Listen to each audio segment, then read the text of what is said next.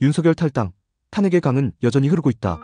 김문수 후보가 대선 후보로 선출된 뒤에도 국민의힘은 여전히 탄핵의 강을 건너지 못하고 있습니다. 윤석열 전 대통령이 탈당을 선언했지만 계엄과 탄핵에 대한 반성 없는 탈당은 오히려 늦은 쇼에 불과하다는 평가가 나옵니다. 이재명 대표는 곧장 이를 위장 탈당, 꼼수 탈당으로 몰아붙이며 정치적 반격의 소재로 활용하고 있습니다. 실제로 계엄과 내란이라는 이슈가 다시 수면 위로 올라오면서 이재명 대표의 가장 큰 정치적 약점인 사법 리스크는 점차 희석되고 있습니다. 이 지점이야말로 한동훈 전 대표가 수차례 경고했던 대로 국민의힘이 과거와 결별하지 못하면 이재명에게 다시 정권을 내줄 수 있다는 우려가 현실이 되고 있는 순간입니다. 한동훈 전 대표는 지난 17일 밤 유튜브 생방송을 통해 김문수 후보에게 계엄에 대한 분명한 입장 표명과 윤 전 대통령 부부, 자유통일당 등 극단 세력과의 단절을 요구했습니다. 계엄의 피해와 무고한 시민들의 상처를 외면한 채 대선을 치르겠다는 김 후보의 태도는 보수의 본질인 책임 정신을 저버리는 것입니다. 그는 탄핵에 반대한 입장을 바꾸지 않으면 선거는 이기기 어렵다고 단언했고, 윤 전 대통령을 향해서는 계엄군을 내몰고도 사과 한마디 없는 것은 군인에 대한 배신이라고 직격탄을 날렸습니다. 윤 전 대통령의 탈당은 여론조사 결과를 보고 등 떠밀려 결정한 것으로 보입니다. 당내 중도 확장 여론과 대선 필패 위기감이 탈당을 몰고 간 배경입니다. 하지만 그의 탈당 메시지에는 여전히 국민을 향한 사과나 계엄에 대한 반성이 없었습니다.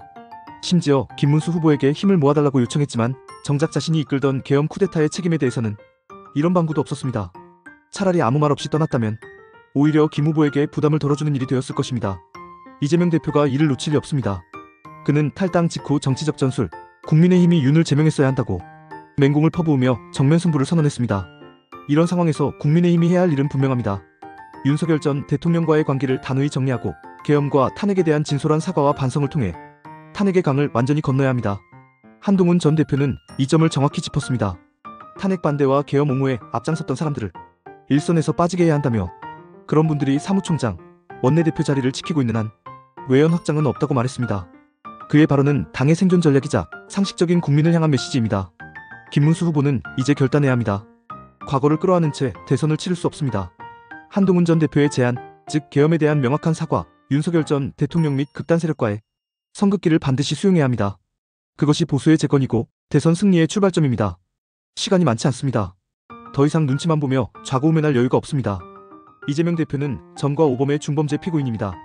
그런데도 사법 리스크가 점점 가려지고 있는 현실이 더욱 기이합니다. 윤석열 전 대통령과 계엄, 탄핵이라는 프레임을 반복 재생산하면서 자신에게 쏠릴 비판을 분산시키는 데 성공하고 있습니다.